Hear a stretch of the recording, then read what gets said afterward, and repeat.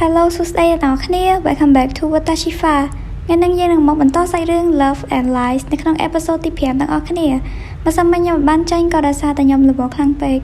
I just want to say good night to you guys យ៉ាងចឹងដើម្បីកុំឲ្យខាតពេលយូរយើងចូលទៅកាន់សាច់រឿងយើងទាំងអស់គ្នាពួកគេបានណាត់គ្នានៅម៉ោង 9 នៅទីនេះឪពុកម្ដាយរបស់អ្នកជាម៉ាគាត់បានជិះឡានទៅមុនហើយបានឲ្យអ្នកជាម៉ានឹងចាំរីរណានិងអ្នកផ្សេងទៀតដើម្បីធ្វើដំណើរដោយរថភ្លើងពេលនោះកន្លែងទៅក៏បានឃើញនីសកាមើលទៅទឹកមុខរបស់នីសកាអ្នកជាម៉ាគិតថាគាត់ហាក់ដូចជាធុញទ្រាន់មកពីអ្នកជាម៉ានឹងមកខំគាត់ឲ្យទៅពេកស្របពេលនោះដែររីរណានិងតាកាសាគីក៏បានមកដល់តាកាសាគីភ្ញាក់ផ្អើលមិននឹកស្មានថានីសកាក៏ទៅដែររីរណាវិញបានស្ដីឲ្យអ្នកជាម៉ាដែលបានបបួលមនុស្សចម្លែកទៅដែរមកពីកាលមុននីសកាថានាងអស់ព្រមចារីអីហ្នឹង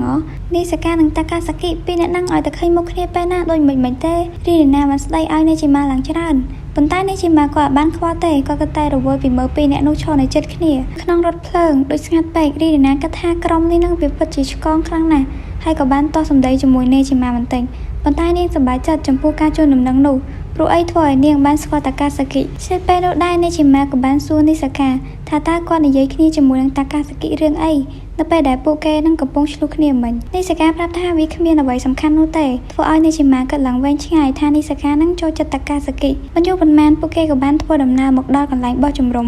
ម្ដាយរបស់អ្នកជាម៉ាក៏បានសុំឲ្យអ្នកជាម៉ានិងមិត្តភ័ក្តិរបស់គាត់នឹងធ្វើអាហារពេលល្ងាចព្រោះគាត់រវល់សម្អាតផ្ទះសំណាក់ពួកគេធ្វើសម្លការីអ្នកជាម៉ាគិតថាមើលទៅនីសកាហាក់ដូចជាចេះធ្វើម្ហូបស្មើសម័យថាដូចជាការចាក់ប្រេងអូលីវចូលទៅក្នុងខ្ទះពីម៉ែត្រលើអាកាសទាំងដែលកាត់ពិតនឹងសូម្បីតែហាន់សាច់នីសកានឹងកាត់មិនដាច់ផងគាត់មិនអាចកាត់វាបានទេអ្នកជាម៉ាគាត់ព្យាយាមទៅព្រោះកម្លាំងរបស់គាត់នឹងបើសិនជាវាយល្មមអាចនឹងបាក់ឆ្អឹងដោយសារតែនីសកានឹងមិនបានប្រើដៃឆ្វេងរបស់គាត់តតែសោះដៃឆ្វេងដូចជាកញ្ញាំឆ្មានីសកាលឺហើយក៏បានធ្វើដៃដូចឆ្មាហើយស្រែកថាម៉ែវអ្នកជាម៉ាឡើងកាំងព្រោះមិននឹកស្មានថានីសកានឹងអត់ចេះធ្វើម្ហូបទេទើបអ្នកជាម៉ានឹងឲ្យគាត់ទៅលាងបន្លែវិញដែលគាត់ថាកុំឲ្យអ្នកជាម៉ាមើលងាយថាគាត់អត់ចេះធ្វើអីសោះគាត់ក៏បានយកបន្លែទៅលាងដើរបានបន្តិចក៏បានត្រឡប់មកវិញព្រោះគាត់មិនដឹងថាត្រូវប្រើសាប៊ូអីទេអ្នកជាម៉ាឡើងកញ្ញាញ់ខួរហ្មងបន្តិចក្រោយមកម្ហូបក៏បានធ្វើរួចម្ដាយទាំងពីរក៏បានមកដល់គាត់គិតថានីសកានឹងជាបរិសសង្ហាហើយជាអ្នកធ្វើ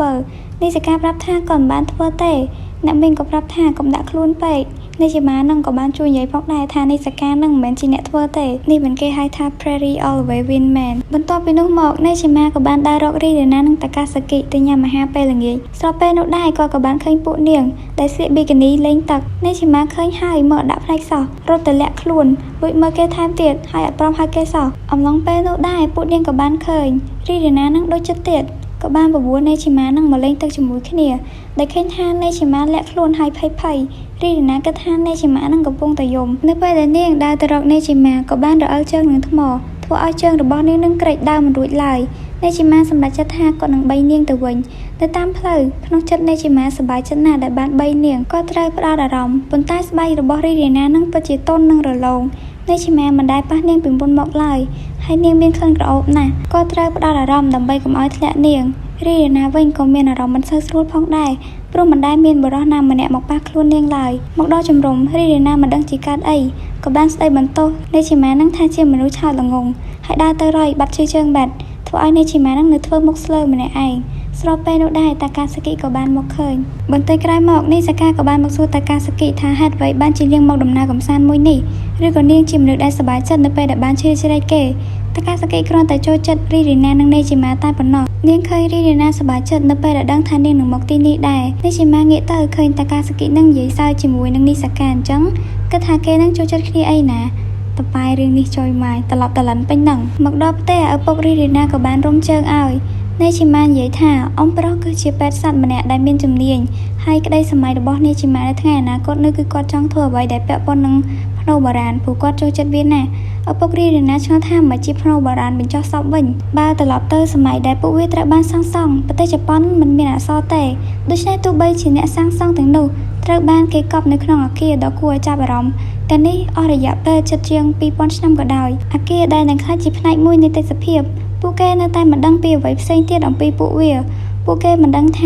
ាភ្នូទាំងនោះនឹងគឺជាអ្វីនោះទេឬហេតុអ្វីបានជាពួកវាសំខាន់គ្រប់គ្រាន់ដើម្បីទទួលបានទំនុកដ៏ធំទាំងនោះពួកគេទាំងអស់គ្នានឹងបានត្រឹមតែសម័យតែប៉ុណ្ណោះរីរណាភ្ញាក់ផ្អើលដែលមិននឹកស្មានថាអ្នកជាម៉ានឹងបានស្រាវជ្រាវច្រើនដល់ម្លឹងនោះទេឪ ឪពុករីណាក៏បានជួយនិយាយលើកទឹកចិត្តនេជីម៉ាហើយគាត់នឹងខំប្រឹងឲ្យអស់ពីសមត្ថភាព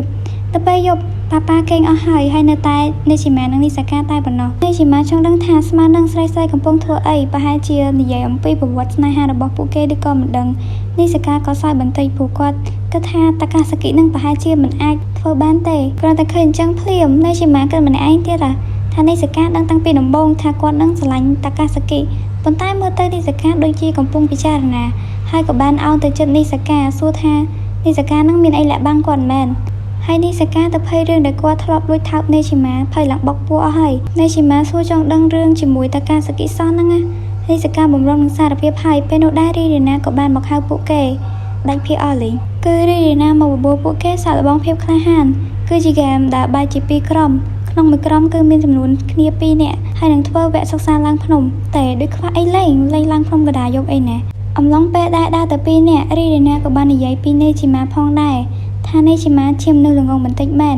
នឹងមិនដឹងពីចំណុចល្អរបស់ខ្លួនឯងប៉ុន្តែគាត់ព្យាយាមធ្វើអ្វីគ្រប់យ៉ាងឲ្យល្អបំផុតនិងស្ដាប់តាមនាងក៏ដូចជាពេលដែលនាងក្រេតជើងគាត់មើលទៅជាមនុស្សល្អនិងស្មោះត្រង់ដោយដែររៀងយូរដែរហើយពួកគេក៏ចង់ត្រឡប់ទៅវិញខណៈពេលនោះដែររីណាចង់ដឹងថាស្មានឹងពីអ្នកនឹងកំពុងធ្វើអីនៅក្នុងព្រៃតែ2នាក់អញ្ចឹងមូលហេតុដែលនាងចេះតែជំរុញឲ្យពួកគេទាំងពីរបែបនេះក៏ដោយសារតែនាងដឹងថាពួកគេទាំងពីរនឹងគឺស្រឡាញ់គ្នាប៉ុន្តែនេះសេកាមិនជឿនាងទេថានាងធ្វើនេះទាំងមិនទាន់បានយល់ច្បាស់ពីអារម្មណ៍ខ្លួនឯងក៏เลยទៅមើលពីអ្នកនោះវិញពួកគេបញ្យល់ថារីណាបានកំណត់នេះមកពីណានោះទេប៉ុន្តែពួកគេក៏សប្បាយចិត្តដែរអំឡុងពេលនោះដែរ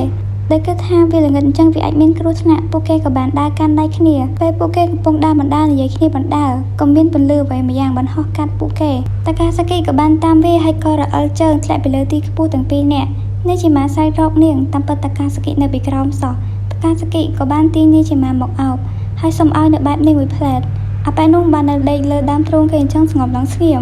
ងាកមកមើលពីអ្នកទៀតវិញគឺរីណាមិនយល់អ្វីដែលនីសាកានឹងចង់និយាយនោះទេនីសាកាបានបញ្យល់នាងថាបើអញ្ចឹងនាងសមនឹងតំណែងអ្វីរវាងពួកគេទាំងពីរបើខ្លាយជាចំណែកម្ខាងរបស់ពួកគេទាំងពីរវាគួរអស់សំណើចណាស់បើសិនបើនេជាម៉ាជ្រើសរើសជាមួយតាកាសាគីនោះមានន័យថាការរៀបការជាមួយនាងនឹងត្រូវបានលុបចោលនាងនឹងខ្លាយជាមនុស្សដែលចម្លែកខ្លាយជាអ្នកខាងក្រៅហើយនៅតែជាមិត្តមែនប៉ុន្តែបើសិនបើនាងចាប់ផ្ដើមចង់បានអ្វីបន្ថែមនោះក៏នឹងត្រូវធ្វើដែរតែនាងអាចនៅជាមិត្តភក្តិជាមួយនេជីម៉ាហើយនឹងតាកាសាគីពេលដែលពួកគេរៀបការជាមួយគ្នាមែនរីណាប្រហែលជាត្រូវរៀបការជាមួយនឹងដៃគូថ្មីដែលជាមនុស្សល្ងងនិងមិនគួរឲ្យទុកចិត្តជាងនេជីម៉ាទៀតហើយគាត់ក៏អាចជាមនុស្សរោគចិត្តអីទៅប្រសិនបើនាងនៅតែរុញឲ្យពួកគេនៅជាមួយគ្នាបែបនេះហើយអ្វីដំណើរការទៅតាមផែនការរបស់នាងហើយនេជីម៉ាបដិសេធការរៀបអាពាហ៍ពិពាហ៍របស់គាត់នាងមិនអីទេប៉ុន្តែនេជីម៉ាវិញគឺនឹងត្រូវបង់ពីនៃទោះបីវាគ្រាន់តែជាការផ្គូផ្គងនិងមិនមានបទល្មើសឬទោសទណ្ឌអីក៏ដោយប៉ុន្តែវាជារឿងផ្សេងប្រសិនបើនាងបដិសេធរឿងហ្នឹងនេជីម៉ាអាចពិបាកជាងធ្វើឲ្យសុបិនរបស់គាត់នឹងខ្លាចជាការពិតទៅទៀតគាត់ពិបាកក្នុងការចុះសាលាឯកជននៅតាមខេត្តបន្ទាប់មកគឺមិនអាចទទួលបានអាជ្ញាប័ណ្ណឡើយម្យ៉ាងវិញទៀតអ្វីដែលនាងកំពុងធ្វើហ្នឹងគឺធ្វើឲ្យនេជីម៉ាចូលទៅក្នុងគ្រោះមហន្តរាយរីណាគ្រាន់តែចូលចិត្តតាកាសាគីនិងនេជីម៉ាដូចគ្នាហើយនាងគ្រាន់តែចង់ឲ្យពួកគេនឹងសប្បាយចិត្តតែប៉ុណ្ណោះពេលវេលាតែមួយគត់ដែលអាចដោះស្រាយរឿងនេះបានគឺមានតែនៅក្នុងរឿងនិទានទេអំឡុងពេលនោះដែរនីសាកាចាប់អារម្មណ៍ថាមានពន្លឺអ្វីម្យ៉ាងហោះកាត់ហើយគាត់ក៏បានដើរតាមចាប់តែឃើញនេជីម៉ានិងតាកាសាគីនេជីម៉ាបានបង្កាយថាមិនបានធ្វើអ្វីទេគ្រាន់តែធ្លាក់មកពីលើគេក៏បាននាំគ្នាទៅផ្ទះសំណាក់វិញមើលទៅនេជីម៉ាទឹកមុខភ័យគាត់នៅតែមានអារម្មណ៍កង្វល់នៅក្នុងចិត្តតើតាកាសាគីនឹងធ្វើមុខបែបណាមើលទៅទឹកមុខរបស់ម្នាក់ដូចជាតានតឹងដល់ហើយដល់ពេលនោះដែរនេជីម៉ាក៏បានឃើញពន្លឺដែលពួកគេតាមរកមកដល់ឃើញថាវាប្រមូលផ្ដុំគ្នាយ៉ាងច្រើនលាយឡំជាមួយនឹងទឹកអូរមើលទៅវាពិតជាស្រស់ស្អាតណាស់ប៉ុន្តែនេសិកាវិញភ័យខ្លាចនៅពេលដែលពួកវានឹងហោះកាត់មុខគាត់នេជីម៉ាប្រាប់ថាគាត់មិនគួរនិយាយបែបហ្នឹងទេព្រោះវាតូចគួរឲ្យស្រឡាញ់ណាស់ក៏បានចាប់ឲ្យនេសិកាមើលបើសិនជាវាមកទុំនេសិកាច្បាស់ជាស្លាប់មិនខានទេរីណាហាក់ដូចជាមានកង្វល់នៅក្នុងចិត្តច្រើននៅពេលដែលឃើញតាកាសាគីនិយាយរឿងស្នេហាជាមួយនេជីម៉ាកាន់តែធ្វើឲ្យរីណាតានតឹងយ៉ាងខ្លាំងនាងក៏បានកាន់ដៃពួកគេទាំងពីរនេជីម៉ាឃើញចឹងក៏បានកាន់ដៃនេសិកាផងដែរនេសិកាវិញគ្នាអៀនចង្អប់នេជីម៉ាគិតថាសត្វអំពើបែកហ្នឹងគឺដូចជាគាត់អញ្ចឹងវាបានបញ្ចេញពន្លឺយ៉ាងស្រស់ស្អាតទោះជាវានឹងស្លាប់ដោយគ្មានដែនក៏ដោយវាគ្រាន់តែបង្ហាញក្តីស្រឡាញ់ចំពោះអ្វីដែលពួកវាមានដូចជាមិត្តភ័ក្តិមនុស្សជាទីស្រឡាញ់និងដៃគូអនាគត គាត់មិនខ្វល់ទេគ្រាន់តែចង់ឃើញពួកគេទាំង4នាក់មានពេលវេលាបែបនេះរហូតទៅនៅថ្ងៃស្អែកពួកគេក៏បានត្រឡប់មកផ្ទះវិញចុះពីលើរថភ្លើងតាកាសាគីក៏បានសុំទៅផ្ទះមុនបន្ទាប់មកដោយនីសិកាត្រូវជិះរថភ្លើងក្រោមដីបន្តនេជីម៉ាក៏បានជូនទៅហើយឲ្យរីរីណាចាំគាត់ទៅទីនេះហើយជឿពេលនោះដែរនេជីម៉ាក៏បានសួរពីអារម្មណ៍របស់នីសិកាដែលបានធ្វើដំណើរកម្សាន្តនីសិកាក៏បានឆ្លើយថាគាត់សប្បាយនិយាយគ្នាបន្តិចគាត់ក៏បង្អង់ដំណើរនីសិកាក៏បានសុំទោសរឿងដែលពួកគេបាននិយាយគ្នាម្សិលមិញគាត់នឹងលៀងកំហុសដោយពាក្យសុំទោសនេជីម៉ាលើហើយតែគិតថានីសិកានឹងពិតជាស្រឡាញ់តាកាសាគីពិតមែនហើយក៏បានត្រឡប់មកវិញទាំងមុខស្អុយតែពេលដែលរីរីណានិយាយពីរឿងភ្នំភ្នោបុរាណធ្វើឲ្យនេជីម៉ានឹងផ្លាស់ប្ដូរទឹកមុខមួយរំពេចនាងចង់ឲ្យនេជីម៉ានឹងជួននាងទៅមើលហើយនេជីម៉ាវិញពិតជាសប្បាយចិត្តណាស់ព្រោះមិននឹកស្មានថារីរីណានឹងក៏ចូលចិត្តរឿងបែបនេះដែរមើលទៅពួកគេហាក់ដូចជាចាប់ផ្ដើមមានចិត្តលើគ្នាហើយទោះបីជាទំនាក់ទំនងពួកគេមានភាពរកាំរកូននិងឆ្កំឆ្គងបន្តិចប៉ុន្តែវាជាធម្មជាតិនឹងឯអ្នកគ្នាអេពីសូតទី5របស់យើងបានឈានមកដល់ទីបញ្ចប់ហើយដើម្បីចង់ដឹងថានៅភាពបន្ទាប់តើនឹងមានរឿងអ្វីកើតឡើងកុំភ្លេចតាមដានទាំងអស់គ្នាហើយខ្ញុំស្អកកខ្លាំងមែនតើអ្នកគ្នាស្អកកហើយថ្ងៃនេះខ្ញុំរវល់ទៀតបានចេញរៀងយប់ចឹងអធិស្ឋានផងអ្នកគ្នាOkay, bye. See you next episode. Thank you, guys.